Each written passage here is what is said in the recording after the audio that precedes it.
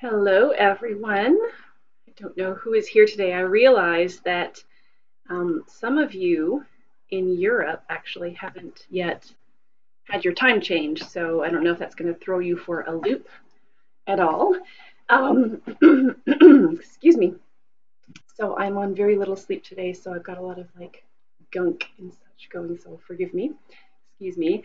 Well, while I'm waiting for some of you to join, I want to talk about something that's been on my mind a lot since the whole Fergie performance, and I don't want to jump on the bandwagon and do a lot of talking about Fergie and analyzing her performance and such.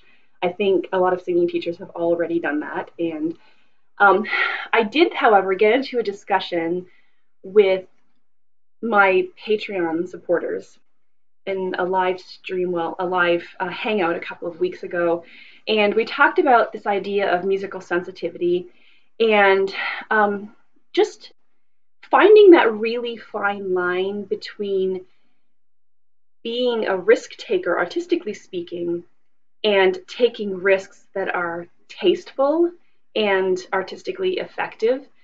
And we were comparing kind of Pink's performance and Fergie's performance and how one was so stripped down and the other one was so very busy. And it just got me really thinking a lot about the pressures that singers often feel to push the envelope in terms of their artistry and the risks that they take. And I think again that can lead to singers really not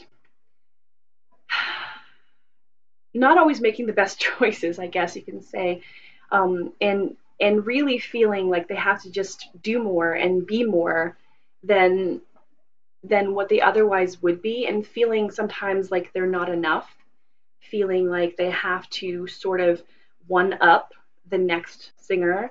And I think a lot of that comes from the pressures that we have. There's a lot of, I think this market is very saturated, and it's really hard to get your foot in the door and to really get yourself noticed, to get your work noticed. And I know for myself, I'm somebody who is not a risk taker by nature.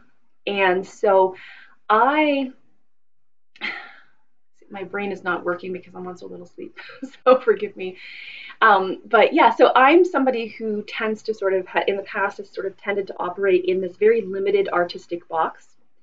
And in more recent years, I've been working on trying to step outside that box. I wouldn't necessarily say that I'm still a risk taker, but I'm finding myself exploring some different aspects of artistry that I hadn't in the past. Just sort of a little bit outside that box, but not kind of way out there. So we have somebody joining here, Raman Kumar. All your exercises help me a lot. Oh, thank you so much. I'm really glad that they're helpful. That's really my whole purpose for being here on YouTube, is to be of assistance to singers out there, but still can't maintain my voice same at all the time. So it just sounds like a consistency issue. I don't know how far along you are in your voice training. I know for me, I had a very inconsistent voice. It was just really unreliable, unpredictable from day to day. And some days it was really breathy and I couldn't seem to get that breathiness out. And if I was at all tired, there was just no hope of me singing high or singing with a clear tone. And it was just, I always call it like sort of temperamental, like a toddler. And I don't know if you're in that stage in your vocal development. And if you are, just hang in there, because as your technique starts to improve, that consistency will start to improve as well. Um, you know, I haven't heard you sing and you haven't really given me a lot of detail, but sometimes, in some cases, but not all, inconsistency, especially from day to day, can be a sign that you might have some vocal problems, which might be, and if you suspect that might be the case, by all means, go get checked out by, excuse me, by your ENT. That would be the best course of action, I think, to take initially. But other than that, I think sometimes just learning to develop that consistency in your technique, really making a daily discipline of practicing. And when you're practicing, making sure that practice is focused, that you know what your training needs are, and that you keep those in mind, and that you base your practice, the exercises that you do, the areas of your focus in that practice time on what those needs are, with your short-term and long-term goals in mind. And when you do that, you're going to be able to really streamline that practice process, and you're going to be able to really home in on those aspects of technique that you really need to target. And hopefully that will help you develop a consistency. But just know that it is really common for there to be a fair bit of inconsistency with beginning singers, because you're just learning a new way of using your body, and it takes time to really fully integrate new, physiological coordinations, adjustments into your working technique. So just be patient and just really keep plugging away at it, and I'm sure you'll do fine. We have some more people joining us. Brandon, hello. Do you have Skype lessons? I do. I have in recent months switched exclusively to Zoom, which is similar to Skype. What I like about it is it gives me a few more options, including recording. So my students are able to record their lessons on their end without any additional software, which I really like. And I also record my students' lessons on my end. Sometimes I use them in my Patreon channel for demonstrating and showing certain how I work with students, showing certain exercises and how we can kind of put them into practice. Let's see, musical Neptunian. I like that. TLDR. I'm sorry, I'm really, really bad with abbreviations. So like if you ever texted me, not that you'd really have reason to text me, I would have no idea. And I'd have to get onto Google and I have to figure out like, what does that mean? So I apologize. I'm just gonna keep reading. Is that I sound like sandpaper. Longer answer is that I do not know because I've never been tested by a piano. I'm not really sure what that means. Yeah, I'm just gonna feel free to expound upon that, and I'll see if I can make more sense of it. DR3WBY, which is R2D2 in robots. I struggle with breath control. It feels even as I sing, but listening back to recordings of my voice, I can hear issues with my phrasing. Sometimes the breath control isn't always the root cause of those kinds of issues with the phrasing. Sometimes it is.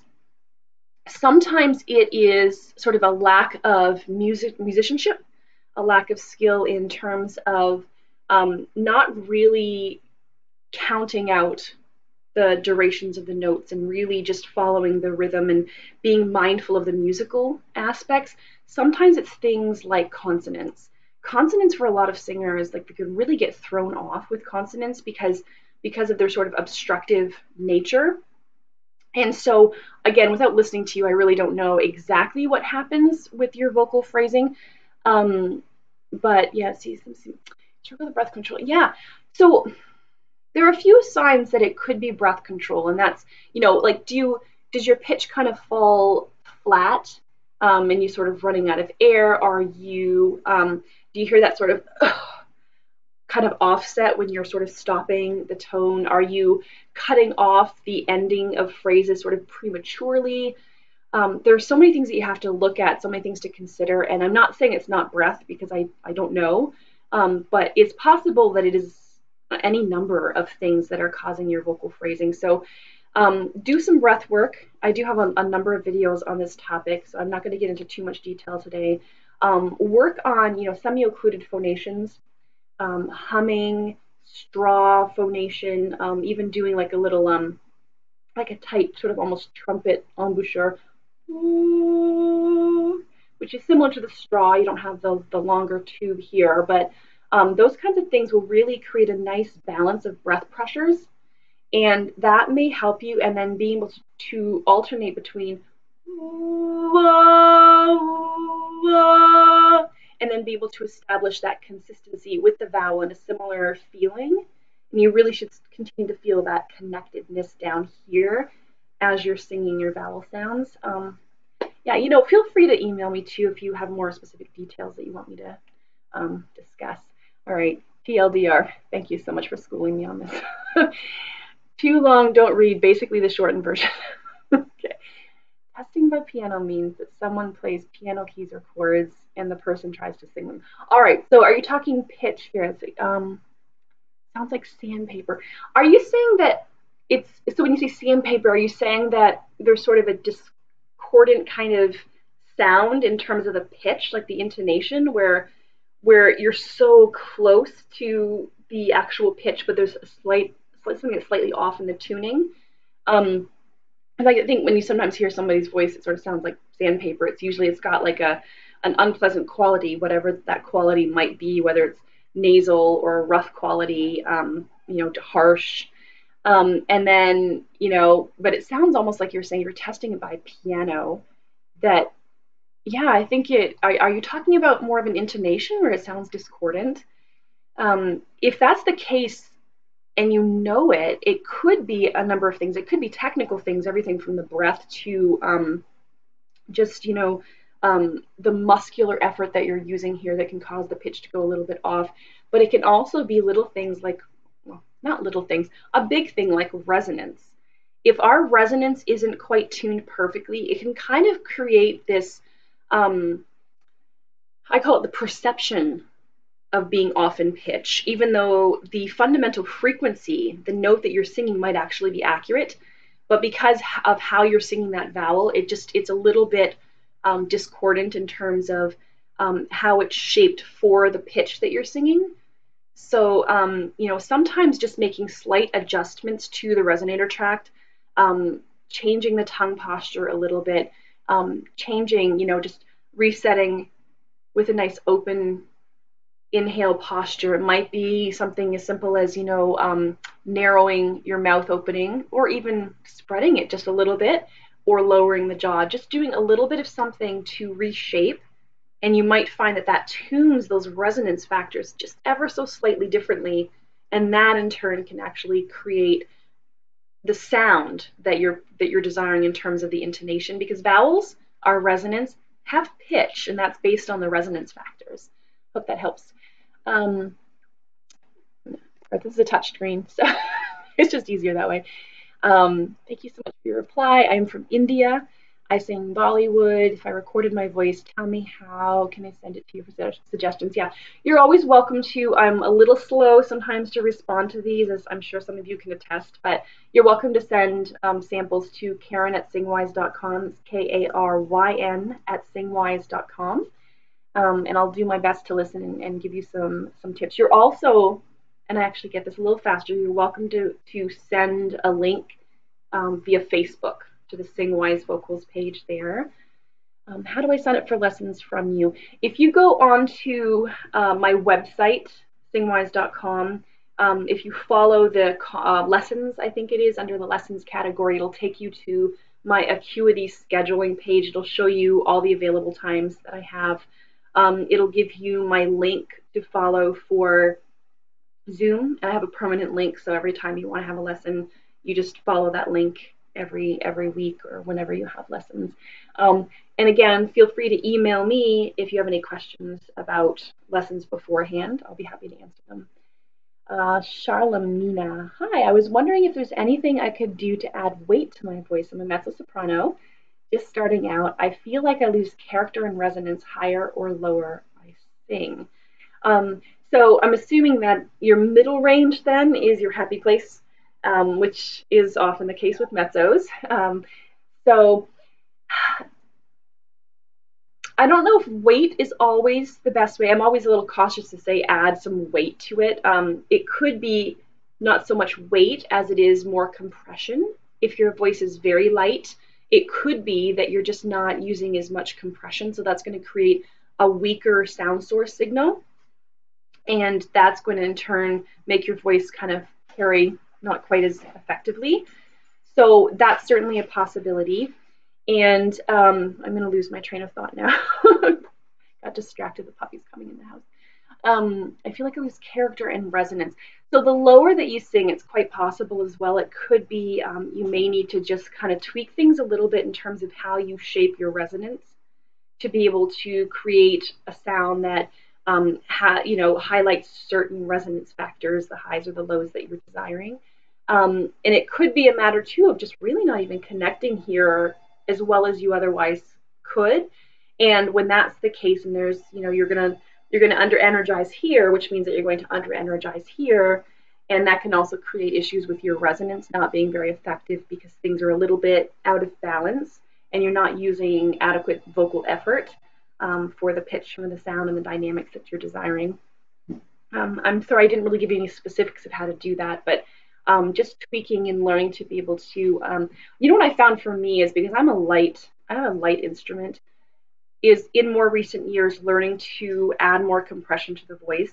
And when I first started doing it, I kind of went a little bit too far with it, and I was adding too much weight. And I was getting a really heavy, inflexible kind of coordination moving up. And then over time, I started to find a better balance, more of what we call a mix, where it feels like it's still on speech level, even as we get to that vocal break area. And learning to be able to find the balance where we can stay kind of on the same level, dynamically speaking, without having to raise the loudness in order to, when you're raising pitch. And learning to be able to the yeah, and be able to carry that kind of sound as we go higher, where we don't get louder and everything kind of feels the same. It's sort of, to me, I'm not talking placement exactly, but to me, when I sing that way, if I don't let things kind of pull back, which I want to do, and just kind of letting things stay in that real speaky space, I find that I get a nice level of compression in my voice without over compressing. But initially, it definitely felt very different from how I had been singing for many, many years before that. It felt, I won't say disconcerting, but it definitely felt like, oh, wow, there's so much vocal effort going on, not in a bad way, but certainly a lot more than what I was accustomed to. And it just takes a little bit of adjusting to, but I'm much happier with some of the sounds that I'm able to make now that I've achieved that balance in a lot of those areas. Let's see, where are we? Musical Neptunian. I basically sing in a totally nasalized manner that is horrible to listen to. So if you feel like your tone is nasalized, well, first of all, make sure that it actually is a nasal tone, because sometimes some voices can sound like they're actually nasalized when they're not. Sometimes it's actually things like de-nasal sounds when the sinuses, for example, are blocked off. That's one thing that sometimes people confuse. So if you have any kind of sinus issues and allergies, that's a possibility. A de-nasal tone is possible. But also, do the pinch test, right? When you're singing a tone and you pinch your nose as you're sustaining that tone, does the sound start to change a little bit? If it does, then indeed you're allowing air to go through your nose. That's a matter of elevating the soft palate a little bit more, being able to close off that nasal port more effectively. If not completely, then enough that you don't have that perceived nasality anymore. And sometimes it's a matter of sort of changing our own tonal perception, how we hear tone in our heads. If we're used to speaking, especially with a little bit of nasality in our tones, then we start to develop this sort of tonal concept that includes this nasal quality. And then our bodies start to become very accustomed to how it sounds in our heads as well as how it feels. And so the body now accepts that as right, it accepts it as correct, and how you're supposed to create those tones. So sometimes just learning to be able to hear your tone differently and change what you think is desirable in singing can really make a big difference. All right, looks like I'm probably falling a little bit behind. Ooh. Okay. And you also said you have a weird accent that is a mix of UK and Australian. That sounds really strange. Well, oftentimes it really is, when you're talking about accents, it's really vowels. And if you want to sing a lot of the music that's really popular in the United States, for example, sit down with the music and really study the vowels. How are they forming those vowels on those pitches? And learning to be able to change your vowel quality and just how you form that vowel. It's kind of a fun exercise, but it's almost like learning a different language, even though it's still English. Learning to be able to pronounce your vowels in a different way. I mean, we all have some little, I think, idiosyncrasies in our language, even those of us who are from North America And we're singing songs that were created here and recorded here. We all have different ways of using our vowels and different ways of forming them that sometimes work really well artistically and in terms of our resonance and such, and sometimes they don't. A lot of us have like one or two vowels that are kind of not our friends, and we have to learn to be able to make slight adjustments, and it's an intentional thing. We have to make sure that we're taking those vowels and really paying attention to, are they sounding like we want them to sound? Are they resonating effectively? Are they creating the kinds of qualities that I actually want for this vocal phrase? And that doesn't mean we have to sing them all in a very pure, straightforward manner. But yeah, so I would just listen to the original singer or singers whom you admire and listen to what they do, analyze what they do with their vowels, and you'll probably see that there are slight differences, and then practice it just like you would practice learning a foreign language, right? If you've ever studied that at university, like you'll go into a language lab where you have to somebody speaks something and you have to read it back to them or speak it back to them, and they correct you as you go along. It's the same idea. You've just got to kind of even listen back, record yourself, and correct yourself as you go along. Oh, okay, that's close, but it's not quite there. All right. I have a really itchy nose. Allergies. Mark Burke, welcome. I don't know if I've seen you before here, so welcome. Any tips for building strength in open vowels in head voice for males? I have resonance on O and A vowels, but as soon as I spread a bit wider, an airy falsetto comes out. I don't know if when you're saying open vowels, I don't know if you're talking phonetically speaking, because open vowels would include O and other vowels like ah, for example, and close vowels, not closed, but close vowels phonetically speaking, would actually include A. So it could be a matter of perception too, that you feel like you have more openness with certain vowels than others. If you're talking about the E vowel, that's a tough one up in the upper range, and it's usually because singers aren't allowing the resonance shift to take place. And then so they get kind of stuck in a really a speech-like vowel, which is not necessarily compatible with the pitch or the register. When you get high up, a pure speech like E is virtually impossible. There needs to be an adjustment on several levels in terms of how you form that vowel. So what happens with the E in particular is a lot of singers tend to kind of E, E, and they squeak and they squeeze. And the spreading is actually not necessary for the formation of the vowel. E is a slightly spread vowel, but we don't need to go like this with it, right? Oftentimes I find that spreading is actually a sign of things being too tight and tense inside, behind those lips.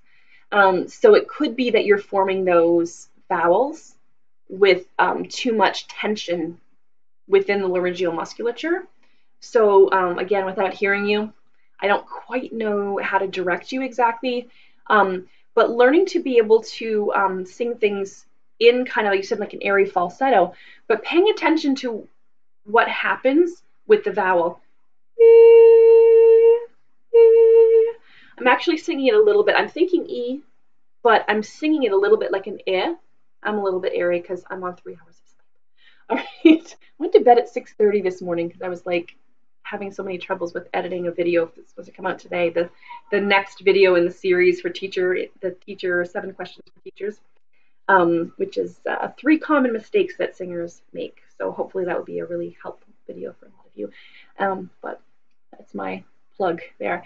And if you're talking about the ah, I find oftentimes singers have this internal sensation of things being more spacious on the ah inside the throat, and they start to lose a little bit of that compression in the sound, and they start to sort of over open. Yeah, unfortunately, without hearing you sing, I don't really know how to give you more guidance with that. Callum Spooner Music. Hi there. Hi there to you too. What advice would you give to someone trying to move away from their darker classical sound towards a more contemporary, brighter sound? Does it have a lot to do with forward placement? So forward placement is kind of a controversial subject because technically, you can't place your voice anywhere. What we feel is the sensations associated with resonance, sympathetic resonance, where it's often conducted via bones. But yes, and I would say that a lot of, depending on the styles that you're singing, like I sing a lot of musical theater, and I definitely, when I'm singing in musical theater, I definitely feel more of a sense of forward sensation when I sing. I tend to feel it, I would say, like kind of right there, sort of on that alveolar ridge, is where I feel a lot of that sensation. But when I'm singing with a more traditional or classical kind of setup, I feel that sense of resonance more dispersed throughout the vocal tract. And so it's gonna be different from, I think, person to person and vocal style to vocal style. So don't be too focused on the idea of forward placement. But if you're wanting to sing in some styles, in contemporary styles, there is generally a slightly different sensation that you'll have to grow accustomed to. And I wouldn't necessarily say, place it here, but you will start to have some familiar sensations when you get the coordination right, that you can kind of use as a verifiable, a way of verifying that you're getting that coordination right and getting that sound right. I think my favorite thing is to go back to speech because when we're singing classical music, we have these really tall, rounded vowels, and we learn to modify the shape here from speech to create more space inside the vocal tract. And we don't necessarily want to do that in commercial styles of music. Commercial styles of music tend to use vowels that are a little bit brighter, not always. We've got some darker sounds there, some jazz and some rock that aren't always bright. But generally speaking, it's a little bit less chiaroscuro than classical music. So there's a little bit, the bright qualities kind of tip the scale a little bit. And so I say if we go back to kind of this twangy, bright, speaky kind of sound like I'm doing here, where my voice is just very, very clear and I'm using a little bit of twang just to keep it bright. And then we sing through our vocal phrases like we're speaking them, not trying to sing them. Because as soon as we start to sing, we're going to revert back to those habits of being, using those tall, rounded vowels, modifying, and so forth. That would be my best tip. I have a few videos in which I talk about this concept of speak singing and demonstrate that. I know one of my mixed voice videos and also a twang video, the twang video part 2, lesson 2, I think, is where I talk about speak singing, I think. I'm sorry, I don't recall precisely, but I do have some videos in which I demonstrate what I'm talking about, and you just almost like you're speaking through it, and you're not trying to be sing-songy at all. And so don't worry about it sounding musical and sounding performance ready. Get used to just kind of the different sensation. It definitely feels different. And yeah, and then record yourself back after a while of kind of applying that technique. Record yourself and listen back, and just compare it to the sounds that you're hearing from your favorite singers. And does that sound very similar to how they sound in terms of how you're using your vowels? And does it sound speech? All right, hopefully that helps there. Oh, Feely, you erased your comment. I'm sorry about that. Let's see. Charlotte, I'm sorry you said yes, and I'm not sure what you're talking about. What you're referring to. Callum says, I also sometimes feel confused about forward placement, and that I feel an instinct to feel the vibrations in the back of my throat so that the throat feels open.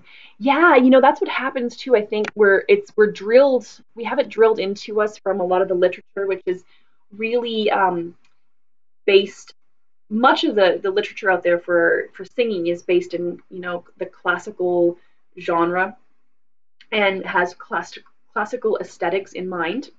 And so there's this sense of, you need that spaciousness in the larynx. It's a little bit lower than it does in commercial styles.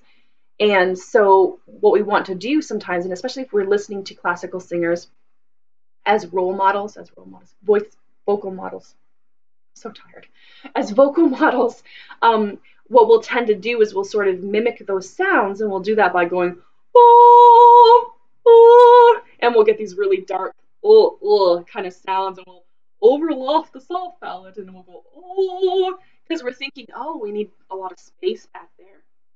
And it's true that we need space, and the larynx does descend a little bit more in classical styles, but, and it goes back to what I was talking about earlier, it's actually better if we have a really good tonal concept in our heads and base our coordination on that tonal concept of how we, what we believe is sort of the ideal quality of that vowel based on the pitch, on the register, on the dynamics, and what we're hoping to achieve in terms of the emotion behind it, the intent. So it's kind of a tough concept because that's really kind of, it seems like a subjective thing. It's very abstract, but it can be our best weapon, I think, against exaggerating the qualities of classical singing. And I know that you're not talking about classical singing. My nose is so itchy. About classical singing. But I think that's where a lot of it comes from, is this feeling like, oh, we need to have openness. But I always say you don't necessarily need to feel like there's a ton of openness. You just need to feel like there's release. And I think that's the important distinction, is it doesn't have to feel swung wide open. It just needs to feel released as opposed to constricted. And if you're achieving a feeling of release, even if the larynx is high, even if you're singing high up in your range and you're singing with a technique such as belt where the larynx does go up a little bit, as long as that sound is not accompanied by a sensation of constriction, pinching, squeezing, then you're probably okay. Don't overthink the space inside the throat. Don't overthink the open throat concept, because that tends to lead us down the wrong path. It tends to lead us to kind of exaggerating that darkness in our voices. All right. Hopefully I'm not falling too behind here. I'm so glad some of you were able to join me today because, as I mentioned in the beginning, we had a time change here, and I know some of you in Europe have not had your time change yet. So, see, thank you so much. I appreciate your time. Oh, you're welcome, Sharon. Hope I'm pronouncing your name correctly. Sweet Pea, darn, I'm late. Well, you're not too late because, well, we're here, and you can always watch it in the recorded version on the channel later on. But I'm still here, so if you have questions, please feel free to ask them. Can you help me with resonance, please? Please. That's very cute. Well, resonance is kind of a huge topic, so I don't know what you need help with specifically. If you have something specific, let me know. But yeah, resonance is kind of a complex topic. No matter what we sing, we have resonance, right? But is that resonance effective in terms of the artistic quality that we're aiming to achieve, the aesthetics that we're hoping for, in terms of how well our voices carry, especially in classical singings if it's unamplified singing. And resonance is really just a matter of, well, primarily a matter of how we shape our resonator tract.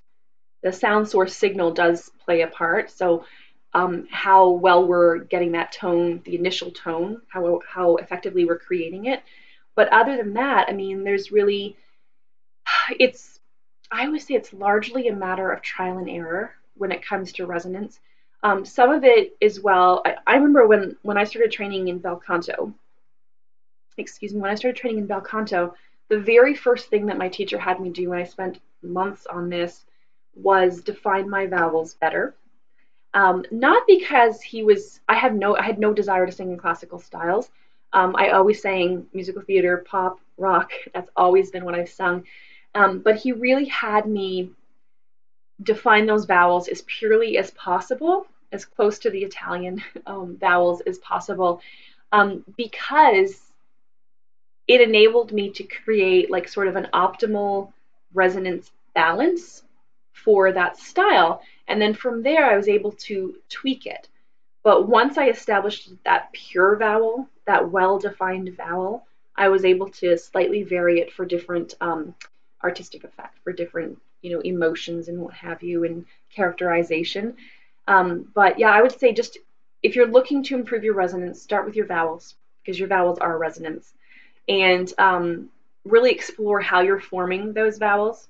And of course, take a look at your breath and take a look at what's happening here on this level with the quality of the sound that you're feeding into that resonator tract. And that's where really honestly having a singing teacher working with you one-on-one is probably going to be your best bet. All right. I mean, open vowels like ah, right? I think when I'm pulling behind. So again, this is touch screen if you weren't here earlier, so it's just faster for me to do it this way. Oh, sorry. Hi. Do you have any tips to prevent the larynx from going up? I tend to raise it when I sing high notes. Depending on how high you're singing, that may be completely normal. Even classical opera singers, females, sopranos, their larynx will start to rise at a certain point, often around A5, B5, just before they get into that whistle register. So it is perfectly normal. It is a part of our physiology, and it's not always a bad thing. But that's not where the bulk of the singing happens. Where the bulk of the singing happens in classical styles is just a little bit below that. And so we want to make sure that the larynx is stable. But again, as I said earlier, don't be afraid of the high larynx unless it's accompanied by a feeling of constriction. If it feels like it's up here in your chin, if it feels like you have this lump, it feels inflexible, you feel like you're sort of choking. I don't know if you've ever heard that expression, the bow tie or necktie tenor, where it's like the larynx is up here. That's what it's referring to. But don't be afraid of the high larynx unless the sound is really like it feels tight. Sorry, so much gunk. Unless it feels really tight or the sound is really squeezed and constricted. And if that's the case, then you probably need to work more on releasing the laryngeal tensions than on worrying about laryngeal height. Excuse me. So I always go back to just, starting with a good inhale and letting that set up the vocal tract. Not going into a full yawn, but just kind of letting a nice inhale. That's the position that's like sort of the most relaxed that you're going to achieve. And learning to be able to maintain that as you go high in the scale. And also, even up top when you're talking about high notes, I use a little bit of a yawn sigh, not going all the way, like pulling back, letting the tongue retract, but it feels really good, really released. And that's the sensation that you want. And I'll just do these descending patterns so you're not sitting up there for very long initially. And then over time, you can kind of hold that out a little bit more. And that's going to start to retrain those laryngeal muscles to kind of release a little bit more, even if the larynx is going up in the extreme upper range, not the sort of lower upper range, but the extreme upper range. Don't be afraid of laryngeal height changing with pitch so much as, again, the sensation and the sound. So Mark, open vowels like ah, I think when I go to sing it, I over relax, as you say, and lose like all of my compression. No how much fry I put on the note or preface the vowel with g. Well, g may not be an effective sound for you. Actually, some people form their g, that hard G sound, with a lot of tension, a lot of squeezing and constriction. So you may be better off doing like an NG or something like that. Using, I like the hum, like even just doing the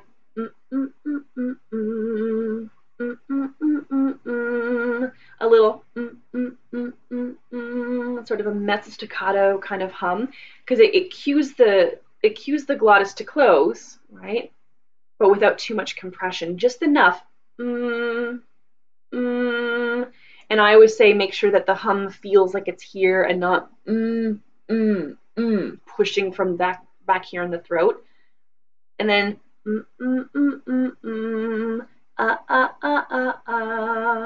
and kind of getting, oh, my voice is terrible.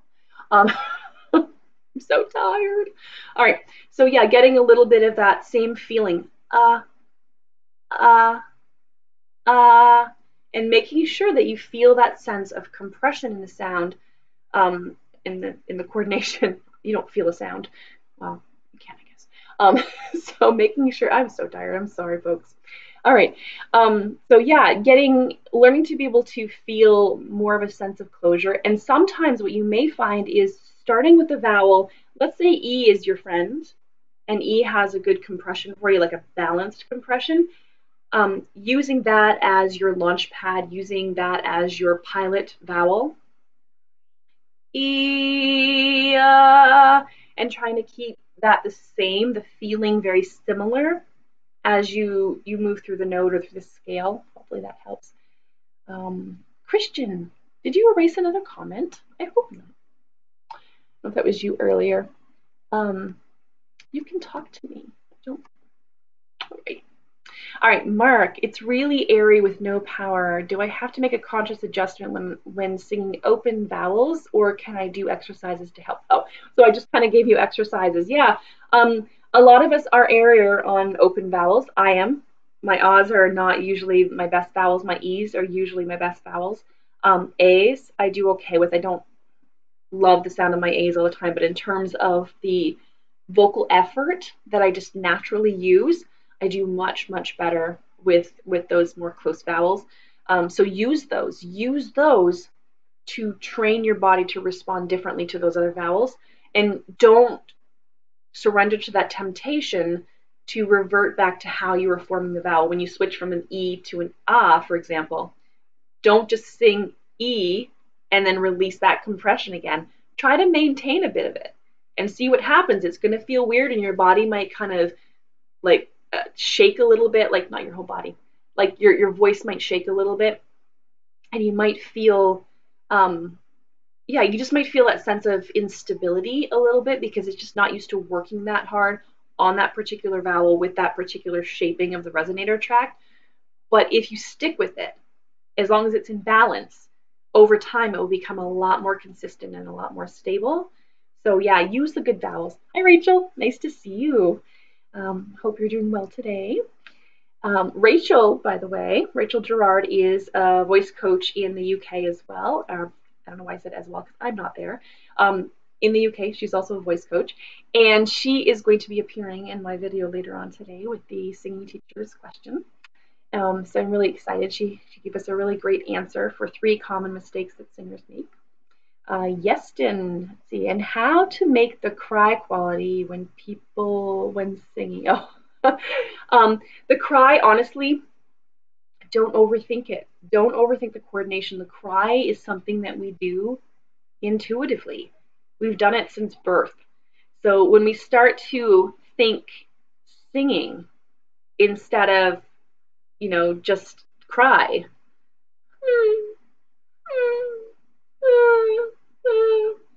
your body just knows how to do it. And you just have to surrender to that, and you just have to accept that, even though it's not a pretty sing-songy sound. You have to just embrace it and let the voice coordinate, let the instrument coordinate, and then apply that to your singing, and don't be too aesthetics focused. Don't think too much about it being a perfectly polished, performance-ready quality. Experiment with it. Bring in that cry and just cry through your vocal phrase. And it's going to sound ridiculous, especially if you exaggerate that cry. But yeah, like just be open to that. Be open to letting the voice sound a little bit different and a little melodramatic initially. Elia, sorry again, touchscreen. I'm really not poking at you people. So I thank you for live. I want a beautiful voice, but I'm Iranian, and after 1 year, I will live in America. Can I be an English singer? I don't see why not. As I was talking to somebody earlier, or answering a question earlier, a lot of the challenges that we have when singing in a foreign language, a language that's foreign to us, is learning how to form the vowels in the way that they're formed in that other language. Oftentimes what happens is we want to superimpose our own ideas of what the vowel should sound like based on what we've been or how we've been speaking them all our lives. So we want to sort of superimpose that on the other language, and it doesn't work. That's when your accent betrays you.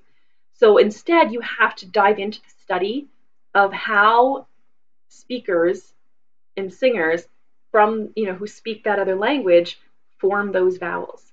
What are they doing differently? I often find this, especially with those who speak Spanish and Italian that have a limited set of vowels as compared to the 16 to 20 vowels that we have in English, is that they want to take all of, like in Spanish, you take the 5 vowels and they want to sing everything, all the vowels that have an A, they want to sing as an ah. And they have difficulties with, excuse me, they have difficulties with our short vowel sounds like I and eh, bit and bet.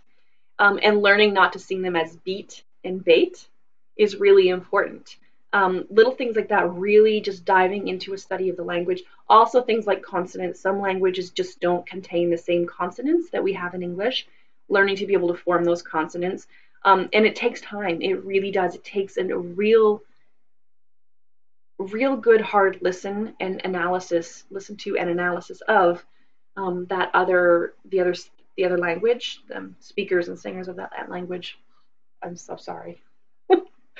I asked my kids if they were willing to do the live stream for me today. One volunteered, but I don't know if you really want to hear advice from a 7-year-old. Right. Oh, Daniel, hi. I'm looking forward to our lesson later on this month. Hi, Karyn. Do you have any advice regarding how to connect breath and sound? Do a long S for a moment, like a hiss, is no problem, but even with your SZ vowel exercise, everything falls apart for me. All right, so the hissing is, I think the hissing just wakes up the support musculature, but when we're doing this, we want to, as soon as possible, start to use actual voiced sounds like the Z, V, those kinds of sounds, because the hissing, in the hissing, the glottis is open, the vocal folds are apart, so air is passing through without any resistance here at this level. You're getting resistance here. But when you're singing like the Z or the vowel, well, when you're singing the Z, you're getting resistance in 2 areas, right? Here, zzz, and you're getting it here now because the vocal folds are together. With the O, you're only getting it at the glottal level. So with the S, Z, O, you have different breath pressure levels and different resistance levels and locations of resistance, if that makes sense. So you may do better in that case with not doing the hissing, getting rid of that altogether, and maybe doing things like straw phonation, doing humming, and alternating between humming and vowels, like even just doing a mo, mo, mo, having that feeling the same and feeling like the same. I mean, I was really energized there, of course, but feeling that same sense of connectedness here. Mo, mo. It should feel very similar, even though we're resisting the sound in slightly different places. You might just have to play around with the different sounds because some people do better with other types of exercises. Ask me these questions in a lesson. I think we'll do. I think it'll make a lot more sense, and I'll be able to sort of streamline your practice for you and help you figure out which exercises are going to be most effective for you and help you progress faster. Yes, Din. Yep, it feels constricting and tight to me. Yeah, that's often the case. Carlo, hello, welcome. I don't know if I've ever seen you on here before, so welcome. Hi, much love from Italy. I wanted to ask you if you could name some male vocalists, pop, jazz, with flawless singing technique that can be an example for tenors, like a male Streisand or Whitney. I don't know if I'd say anybody's really truly flawless. Let me think. I mean, honestly, there are lots of singers out there who I would say are pretty skilled vocalists. I don't necessarily always like their styles and what they do vocally, but like I would even say people like Bruno Mars. I mean, he's definitely a tenor. He doesn't always have, I'd say, flawless technique, but there are some good things about his technique. Even your Justin Timberlake and I mean, yeah. I always refer to people to like Chris Daughtry, who is more of a lyric baritone. But he's got some pretty high notes in there. Like he sings a lot of A's and B's in his songs. So I refer to him as also a really good example. of someone who he's a little bit more rock, but he's got really great technique. He just it's hard to even when you're hearing that he's singing an A or B, you don't even realize that he's singing as high as he is. And even I would say Adam Lambert, who is also high up there, but he's got some exceptional technique and he's got a lot of versatility. He can even sing musical theater and sound really authentic to the genre, so pretty impressive. I really should come up with a better list because off the top of my head, I always have troubles when people ask me these questions, I always have troubles trying to figure out. But yeah, I should come up with a really good list of people that I can refer to. But in musical theater, somebody Bryce Pinkham, for example, is fantastic. And he's got more of a tenor voice, and it's a very warm, pleasant sound. It doesn't have the pop or jazz kind of aesthetic, but I don't know if he actually ever sings that, but he starred in A Gentleman's Guide to Love and Murder, which is one of my favorite musicals, and his voice is just amazing. I love it. All right, Raman, please have a glass of water. Oh, thank you.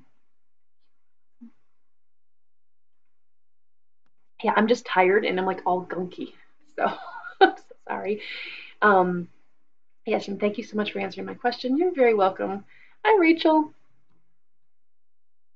Ah! Ah! Oh, David Phelps is a good example too. You're right. Yeah, Mitch Grassi probably has the best technique for a tenor. I would say that Mitch Grassi is actually a countertenor. At least he's using countertenor technique. So on the very high end of tenor, yeah, he's got some pretty decent skills vocally as well. Yeah, for sure. I love pentatonic. Okay, thank you so much for answering. Do you have any tips for developing natural vibrato? I only have laryngeal vibrato and can't figure out how to do it without using the larynx. That is a matter of retraining your instrument to respond differently to the tensions. And sometimes what happens is we start to develop a technique and our bodies start to memorize how it forms certain sounds. And then that coordination becomes deeply ingrained in our singing technique, and getting rid of it is not always a matter of conscious or deliberate a deliberate change that we have to make. Sometimes just rethinking the sounds that we make, rethinking the necessity of vibrato, because I think sometimes what happens is some of these less than ideal vibratos come about because we feel a lot of pressure to create a vibratory sound. We start to think that if we don't have vibrato, we're inferior singers. And instead of going about trying to figure out why it is that we don't have vibrancy in our sound, we try to manufacture it in ways that maybe are not as effective. They might work sort of initially or in certain contexts, but not across the board. And I've just found for myself and for my students that when they start to achieve balance, when they start to achieve a balance between here, the motor, the breath, the resistance levels here, the vibrator and the resonator, the vibrato starts to come and it starts to appear as a very subtle, shimmery kind of quality. And over time, it starts to appear in a broader and broader range, and they start to have a little bit more control over the vibrato and when they want it in the sound and when they don't want it, and how noticeable is that sound, how present is it, and such. So I don't love the topic of vibrato because I really feel like it's viewed as sort of this holy grail of singing, and people are they'll just about do anything to try to get that holy grail, to try to find it, and I just think it can be really detrimental to our vocal health, to our technique, if we're going about trying to get it the wrong way. But also, I think psychologically, it can be harmful to us because if we're not getting a nice vibrato sound, then we start to feel again like inferior singers or wonder what's wrong with us, and we start to just really feel bad, and we wonder, I don't know. I feel for singers who feel that kind of pressure to have vibrato in their sounds. It saddens me, to be honest. Let's see. Oh, you're welcome, Elia. Mark, Carlo probably has. Oh, sorry, Mitch. Yeah, you already mentioned Mitch. Pretty much the only one produces resonance in pop music. it goes back to what we were talking about earlier with resonance. I mean, we all produce resonance. The vowels that we sing are all resonance. It's just a matter of um, the quality of the resonance, I guess, and the effectiveness of it and what we're hoping to achieve or do with that resonance. Or David Phelps, yes, David Phelps. He's not really a pop singer. That's true. Ah, or like every male vocalist in K-pop. Yeah, K-pop has some really good singers out there, actually. Flying Neptune. Hi, I had a lower abdominal surgery 4 years ago. My support has not been the same since. My apogee is hard to tap into and have troubles with notes in my sort of medio passaggio. Tips on rebuilding. So if you have some sort of compromise or scar tissue in your abdominal wall with the muscles, you may have to learn a whole different way of using your muscles. I've talked about this before, but I have a compromised abdominal wall. And so the ways in which I connect with my breathing mechanism might be slightly different from the next person.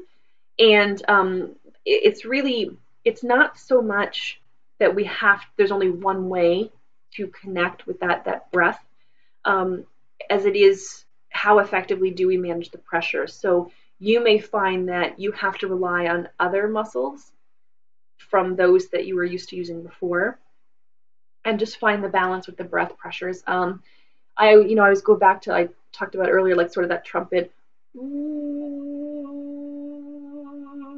It's kind of like a loose B. Some people do it with puffy cheeks, like a. I actually like it with narrower cheeks. There's you feel that sense of pressure building up, and it cues me to how much effort I really kind of needed here. Doing a lot of work with that, just the really focused breath work is going to be hopefully really helpful. Daniel Weiss, thank you for responding. You're very welcome. Mark, listen to B1A4's. Oh, yes. Thank you. All right. I'm sorry. I'm like doing this like you're not here. Thank you. I'll check them out. Samuel. Hi, I didn't catch the beginning. First of all, how are you doing recently? I'm all right, thank you. I'm very tired today. I was up till 6:30 this morning. When most people were getting up, I was going to bed. My question is about power metal vocalists. Is their style interesting or even enjoyable for you? Yes. If so, well, I talked about this before. Somebody asked me the question about like which metal singers do I like and such, and like I love like bands like Disturbed and such. So I don't know if I have specifics that I would list, but I can't think of his name. The singer from the band Live. I love his voice. I wouldn't say metal. It's not really metal, but Diana, hi. For the Farinelli exercise, should I fill my lungs completely on the inhale and then empty them completely on the exhale, or just comfortably full and empty? Comfortably full and empty. If you inhale too much, you're going to start to get pressures up here. You're going to feel them in your neck, and that is going to actually potentially force the larynx up. And if you empty too much, you're going to end up feeling like you need to take the next inhale in sort of a desperate, gaspy manner. And you don't want to ever get to that place where the instrument is out of balance like that. So yeah, just full and comfortable, empty and comfortable is always ideal. The Aka Songstress Atelier, I don't know how to say that in English. What helps strengthen the whistle register? Really just, I think, compression and balancing out the breath. Like I was doing this with a student yesterday. 2 days ago. Just doing like the cats. I can't do this today. And being able to access that really thin edge function of the vocal folds. I would normally go a little higher than this for a whistle. But being able to access like the meow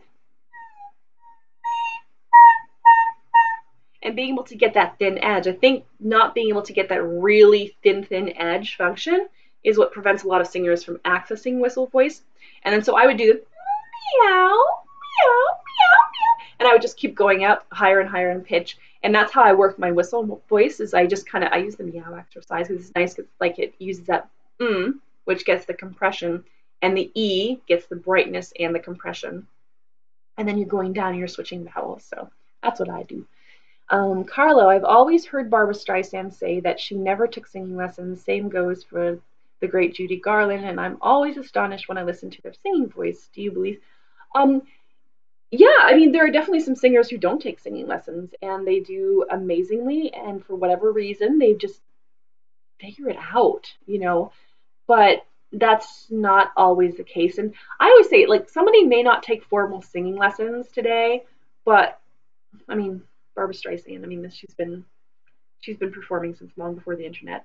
But sometimes people will pride themselves in never having taken a lesson, but they've acquired a lot of information and a lot of useful tips and exercises on the internet. So they may have never had formal lessons, but they've been learning. They've been learning from other people and using outside resources. But yeah, I think it's entirely possible for some singers, not all, some singers to figure things out just naturally.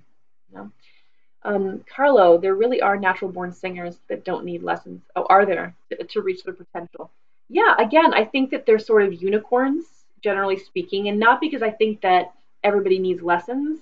I'm not pushing voice training on anyone, but just because I think that there are so many things that get in the way of our being able to coordinate our voices sort of intuitively, so many emotional things that go on, the emotions that we have just outside of singing, the stresses and the, you know, and the tensions that we form, but also with regards to our singing, how we think about our singing. It just, I find so many of us, our heads are really what get in the way of our bodies being able to adjust as it naturally and intuitively would.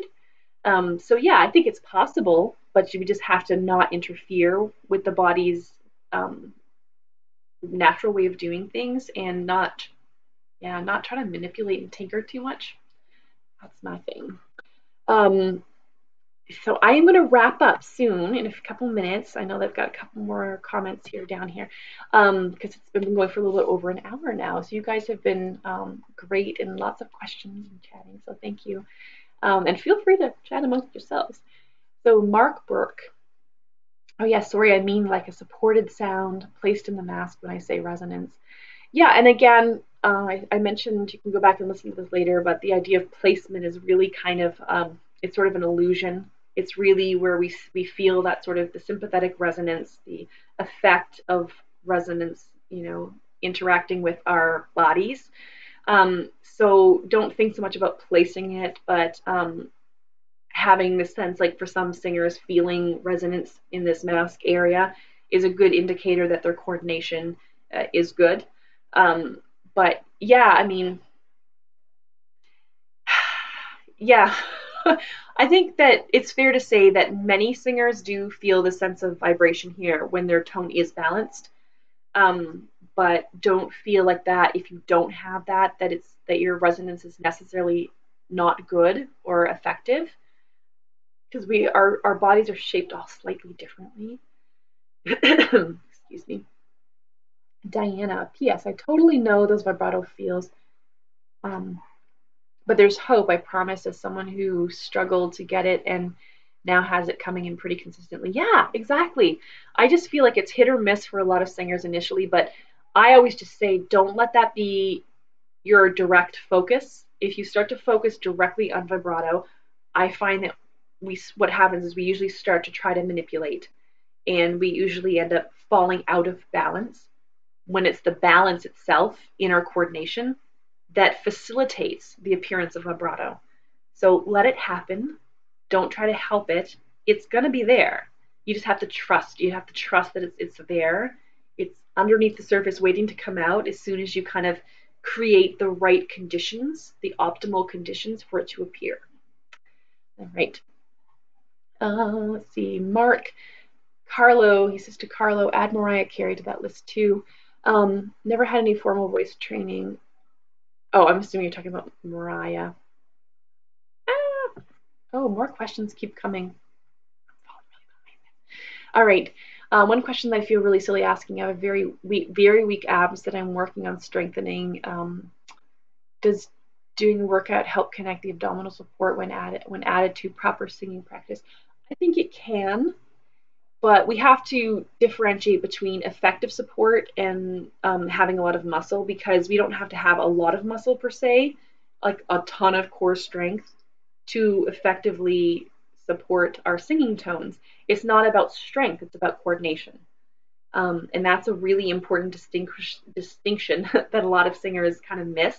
They feel like they have to be strong and muscular and forceful to make support happen properly, but it's really about balance. It's about coordination. It's about getting the coordination right, not the strength.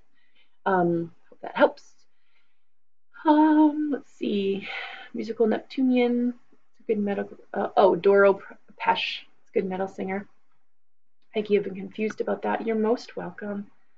All right, guys, I really do need to wrap up. Samuel, another question about power metal. How do you build the strength of the M2 for power metal? Their M2 is almost impossible to distinguish from M1 up to around E5. Do I need to make a pact with the devil? Maybe. No, I would never encourage that. So this is something that really gets me, because I fell into that trap of believing that only M1 coordination is appropriate for contemporary styles, because I used to sing. I was a very M2 dominant singer for a long time, even in contemporary styles, and I started to become really self-conscious about that, and I kind of started to feel like question whether or not I really actually could sing as well as I thought I could sing, and so then I started really trying to build that M1 coordination and extend it, and then I ended up finding that I lost a lot of balance. I could carry my M1 quite high, like to A flat 5. It didn't really sound musical. And I did that for years, and I just couldn't seem to get the artistic control. And what I started to realize after quite some time of doing this ineffectively from an artistic standpoint is that it's not just about being an M1 or M2, it's about the compression level. And that isn't all the TAs, the thyroretinoid muscles that provide that medial compression that we often associate with chest voice. There are different ways of compressing our sound or providing compression of the vocal sound and resistance to the breath. And I think when we hear those really good singers who can belt crazy high and it still sounds like chest voice, I don't think they're always necessarily an M1. So I think what we're hearing when we hear really well-developed M2 that kind of sounds like an M1, I think what we're hearing is a really amazing, balanced, and strong compression level that's not necessarily being provided by those TA muscles. I think we're hearing a lot of, we've got those interretinoids and other cartilages and muscles that provide compression from the back, for example, and vocal folds from the back. That's what I'm referring to. Wow, I can't even bring that together. I'm so tired. So I think it's a matter of learning to be able to stay connected here and not release that compression, even though the compression changes. How we compress the sound changes. I know for me, when I get to around my break, if I want to maintain a similar sound, I find that I feel a sense of the compression changing, but not diminishing, if that makes sense. And that's just, that exercise of the meow, I love for all sorts of things, but it works really effectively for things like compression in the higher range and creating that sound that can sound a lot like chest voice, even when it's not. All right, hopefully that's really helpful. I'm sure they sang a ton. Yeah, I don't know, Jean, hi. I haven't seen you on here yet today. Excuse me. I don't know if you're referring to the sort of natural singers that we were talking about earlier, but that's the other thing too we have to understand is that some singers are as good as they are, not because they just came out of the womb being able to like sing amazingly, but because they really did. They listened to other singers, they had amazing vocal models, and they practiced. They sang all the time. So even if they didn't have lessons, they were still studying, they were still learning, they were still practicing all the time and building that coordination into their bodies and probably experimenting with different sounds and coordinations. By the way, thanks so much for all this info you gave us. Oh, you're most welcome, Samuel. Carlo, thank you for the time and energy you spent for us. Oh, again, you're most welcome. Get some well-deserved rest. Thank you. I have to get that video out first, though.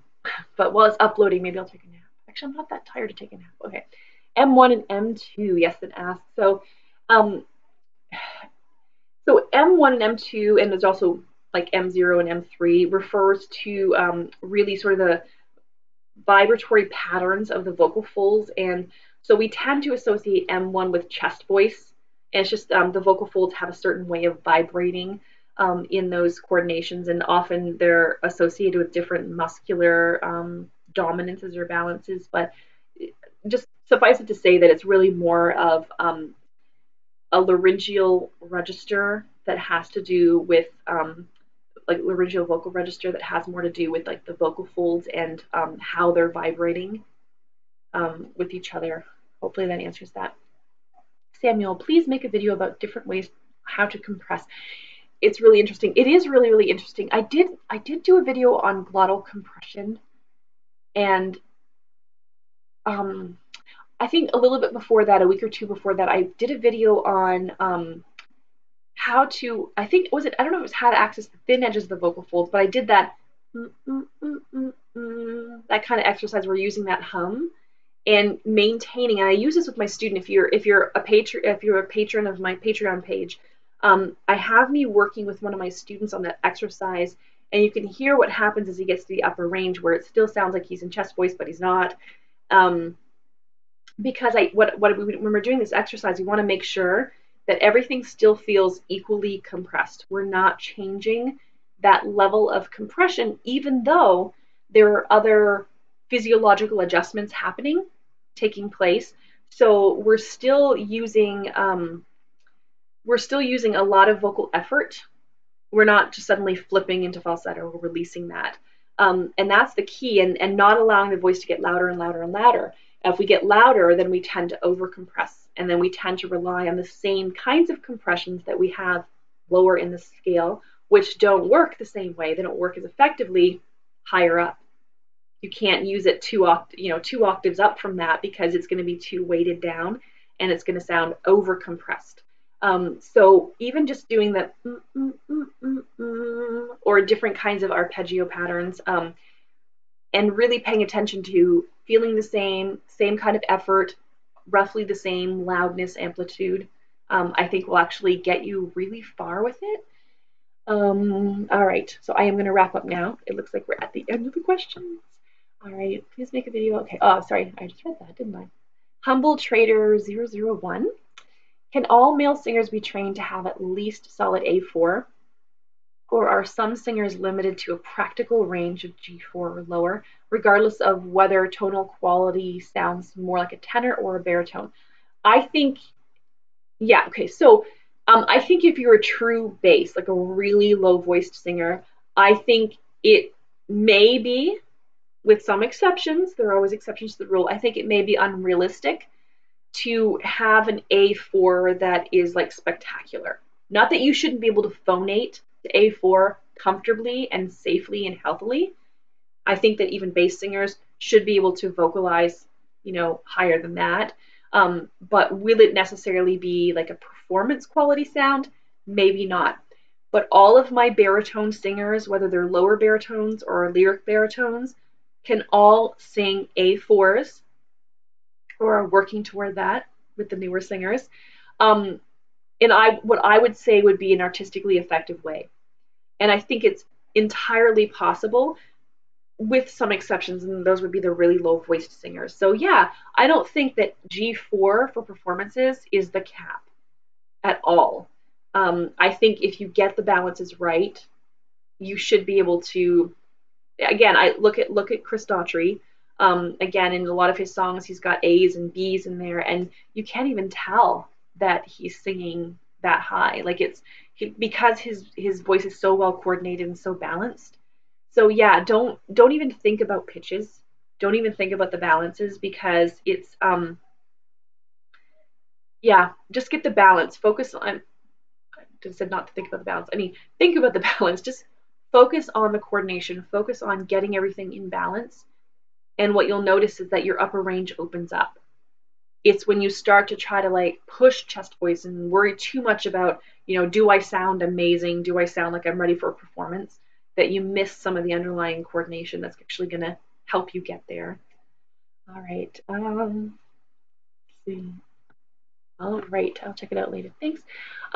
Jean, my favorite is I have never had any lessons, but I have been singing in church since I was 3, and those people are always really good. I've been to some churches where they aren't really good, but yeah, I really do. I think that a lot of it really comes down to how much exposure you had to it as a young child and how much singing you've just done in general. But just, I think there's so many factors that go into whether somebody's a great singer. Um, you know, Psychological stuff and temperament, personality too, and so much that there's so many different factors that go into it that it's hard to predict. I think sometimes who's going to be amazing just naturally without lessons. But, all right, I am going to head out and start uploading that video because it could take several hours for me. But I'm really hoping that you guys enjoy it. I have 16 singing teachers actually this time contributing to my questions. And today's question is going to be 3 common mistakes. What are 3 common mistakes that singers often make? And I think you're going to like it. I think you're going to like the different answers, and hopefully you get something out of that. So it was really good hanging out with you guys, and thank you so much for joining me. And I will see you in about a month's time. Again, I do all these live streams on the second Sunday of every month at 4 o'clock p.m. Eastern Time. All right. Now I have to figure out how to stop streaming. It's always a challenge. All right. All right. Bye.